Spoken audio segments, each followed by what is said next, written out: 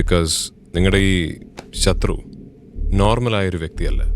an eccentric man or a boy.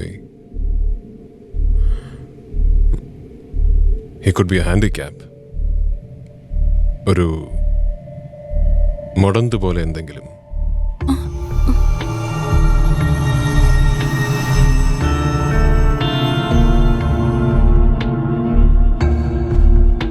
വളർന്നു.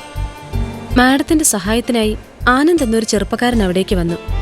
ആനന്ദിനെ പാർവതി മാഡത്തിന്റെ മാതാപിതാക്കൾ എടുത്തു വളർത്തിയതായിരുന്നു. ഈ പറഞ്ഞ ആനന്ദ് ഒരു മുടന്തനായിരുന്നു. ആ, ആനന്ദിന്റെ ഒരു കാലിന് അല്പം നീളക്കുറവുണ്ട്.